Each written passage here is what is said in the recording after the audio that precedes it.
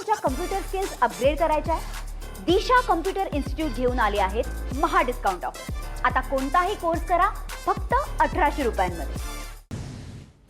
गडचिरोली जिल्ह्याला अवकाळी पावसाचा फटका. मिरची, भात, मका शेतीचं मोठं नुकसान.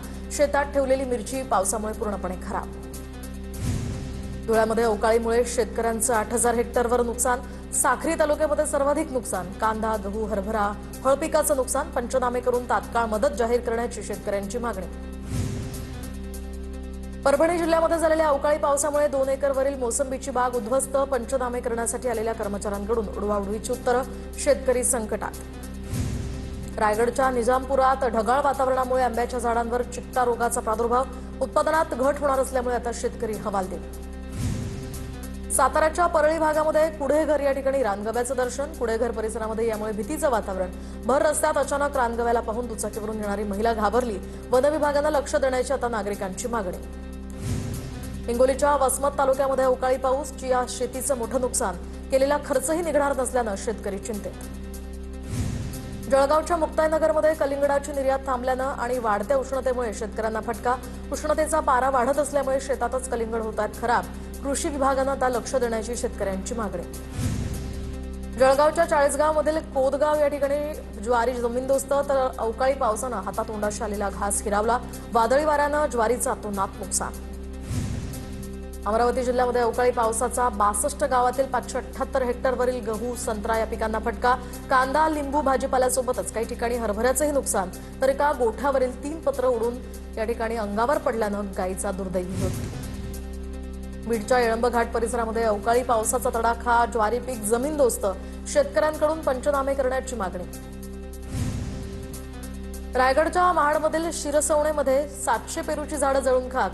सरकारनं नुकसान भरपाई द्यावी, शेतकऱ्याची मागणी. वसईच्या नायगावमध्ये गॅस सिलेंडरसाठी ग्राहकांच्या एजन्सी बाहेर रांगा. 15 दिवसांपासून ऑनलाईन बुकिंग करून सुद्धा सिलेंडर मिळत नसल्यामुळे नागरिक हैराण. तर भारत गॅसच्या सिलेंडरसाठी सरस्वती गॅस एजन्सी बाहेर मोठी गर्दी. गणेशगडाच्या वेताळवाडी या ठिकाणी 14व्या नारळी सप्ताहासाठी नागतळा ग्रामस्थांची महापंगत. गॅस टंचाईचा नारळी सप्ताहालाही फटका. चुलीवर 51,000 पुरणपोळी बनवल्या. जालन्यातील रिक्षा चालक संकटात. शहरातील 4ही एलपीजी ऑटो गॅस पंप कोरडे ठाक. प्रवासी वाहतुकीसह आता शालेय विद्यार्थ्यांच्या वाहतुकीवर सुद्धा मोठा परिणाम. पुरवठा सुरळीत करण्याची ऑटो रिक्षा चालकांची मागणी. चाळीसगावात प्रियंका गॅस एजन्सी बाहेर ग्राहकांच्या लांबच लांब रांगा. बुकिंग नंतर सुद्धा महिनाभरात गॅस सिलेंडर न मिळाल्यामुळे संताप. ग्राहकांना तासनतास रांगेत उभे राहण्यासाठी या ठिकाणी वेळ. आखाती प्रदेशामध्ये सुरू असलेल्या युद्धामुळे निर्माण झालेल्या परिस्थितीचा अंबरनाथमधील स्थानिक उद्योगांना फटका. आनंदनगर एमआयडीसीमधील अनेक कंपन्यांचं उत्पादन निम्म्यावर. वर्ध्यात हॉटेल चालकासाठी बायोमास शेगडी या ठिकाणी ठरली आधार. आखाती देशातील युद्धजन्य परिस्थितीमुळे व्यावसायिक सिलेंडर मिळण्यास अडचणी असताना बायोमास गॅस शेगडीनं आता वाचवला व्यवसाय. सोलापुरात गॅस एजन्सी बाहेर थांबलेल्या नागरिकाला भोवळ. कुमठा नाका परिसरातल्या प्रेषक गॅस एजन्सी बाहेरची ही घटना. रांगेतील नागरिकाला अचानक भोवळ आल्यामुळे काही काळासाठी गोंधळ उडाला होता. अमरावतीच्या दर्यापुरात आजही गॅस सिलेंडरसाठी रांगा कायम. गॅस सिलेंडरचा तुटवडा कायम. सरकारच हे नियोजन नसल्यानं नागरिकांना त्रास होत असल्याची खासदार बळवंत वानखेडेंची टीका. परभणीमध्ये एलपीजी ऑटो गॅसचा मोठ्या प्रमाणात तुटवडा. शहरातील अनेक एलपीजी गॅस पंप बंद असल्यानं रिक्षा चालकांचे मोठे हाल. लातूरमध्ये घरगुती गॅस वितरण यंत्रणा पूर्णपणे ठप्प. साठा संपल्यामुळे गॅस एजन्सी बाहेर घरगुती सिलेंडरचं वितरण थांबलं. सकाळपासून सिलेंडर मिळवण्यासाठी नागरिकांच्या रांगा. लातूरमध्ये ऑटो रिक्षाच्या भाड्यात वाढ. गॅस तुटवड्याचा ऑटो चालकांना फटका बसल्यानंतर दरवाढीचा हा निर्णय. लातूरमध्ये रिक्षाचा प्रवास आता टप्प्यानुसार 5 ते 10 रुपयांनी महागलाय. बुलढाण्यामध्ये एलपीजी गॅस सिलेंडर घेण्यासाठी नागरिकांच्या रांगा. गॅस एजन्सी बाहेर सिलेंडर घेण्यासाठी 1 किलोमीटरपर्यंतच्या रांगा. तर पोलीस बंदोबस्तात सध्या गॅसचं वितरण. नागपुरात ऑटो एलपीजी गॅस दरामध्ये 15 रुपयांची वाढ. सध्या नागपुरात ऑटो एलपीजी दर हे 135 रुपयांवर. शहरातील 80% एलपीजी पंप बंद आहेत. नागपुरातील जवळपास सर्व ऑटो एलपीजी पंप बंद. शहरात असलेल्या वेगवेगळ्या कंपनीच्या 20 पंपांपैकी ऑटो एलपीजीसाठी आता हा साठा शिल्लक नसल्यानं सर्व बंद. पेट्रोलवर ऑटो चालवण्याची वेळ मात्र प्रवासी भाडे वाढवून देत नसल्यानं व्यावसायिक हवालदिल. पुण्याच्या चाकणमध्ये गॅस टँकरमधून अवैध गॅस भरणाऱ्या टोळीचा पर्दाफाश. 49 लाखांचा मुद्देमाल जप्त. पोलिसांची कारवाई. घरगुती गॅस सिलेंडरचा अवैध व्यवसाय करणाऱ्यांचे धाबे दणाणले. रत्नागिरीतील एलपीजी ऑटो गॅस पंपाला 12 दिवसांनंतर गॅसचा पुरवठा. एका वाहन चालकाला केवळ 500 रुपयांचा गॅस मिळणार. गॅस पुरवठा कमी झाल्यानं व्यावसायिकांचा निर्णय. छत्रपती संभाजीनगरमध्ये ऑटो एलपीजी गॅसचा तुटवडा. शहरातील 25 ते 30 हजार रिक्षा चालकांवर संकट. एलपीजी गॅस मिळत नसल्यामुळे रिक्षा चालकाचा घोषित बंद. रस्त्यावरील रिक्षाची वर्दळ ही कमी झाली. रत्नागिरीमधील गणपतीपुळे देवस्थानात मोफत नाश्त्याचा 500 पर्यटकांनी घेतला लाभ. गणपतीपुळे देवस्थाननं भक्तांसाठी आजपासून मोफत नाश्त्याची व्यवस्था केली आहे. व्यावसायिक सिलेंडर अभावी मंदिर परिसरातील अनेक हॉटेल्स बंद असल्यामुळे मंदिर प्रशासनाकडून ही व्यवस्था.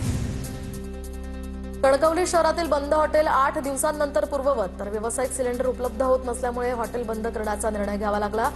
पुन्हा व्यावसायिक सिलेंडर अभावी हॉटेल बंद होण्याची चालकांना भीती.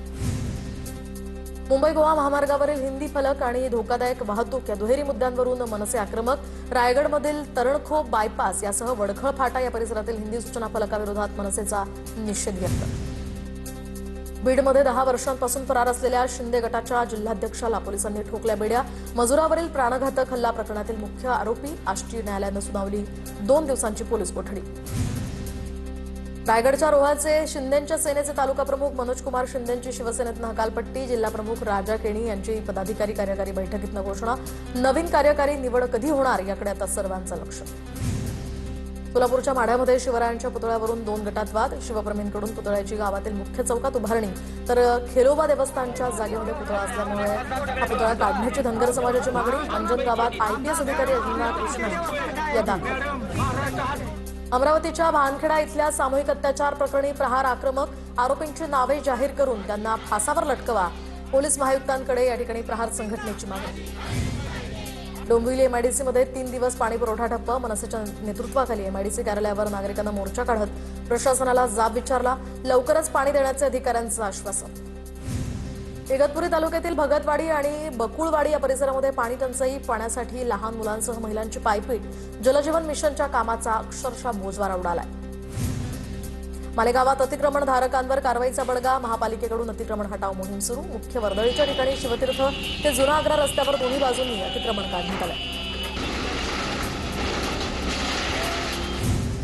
जालना जिल्ह्यातील शाळांना 2 मे पासून उन्हाळी सुट्टी जाहीर. मात्र शिक्षकांना सुट्टी नाही. 16 मे ते 14 जून पर्यंत जनगणनेचं काम सुरू आहे. त्यामुळे आता शिक्षकांच्या उन्हाळी सुट्ट्या रद्द.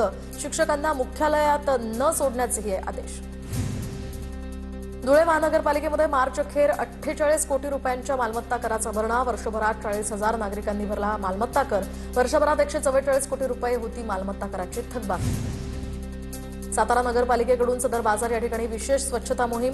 माझा परिसर माझी जबाबदारी असा संदेश देत आरोग्य सभापती धनंजय जांभळे यांच्या हस्ते मोहिमेचा शुभारंभ. दरम्यान रस्त्यावर कचरा टाकणाऱ्यांवर यापुढे कारवाई केली जाणार आहे. हिंगोलीच्या बाजारपेठेत पिण्याच्या पाण्याचे वेगवेगळ्या प्रकारचे माठ दाखल. तर गेल्या वर्षीच्या तुलनेमध्ये यावर्षी माठाचे भाव दुपटीनं वाढले.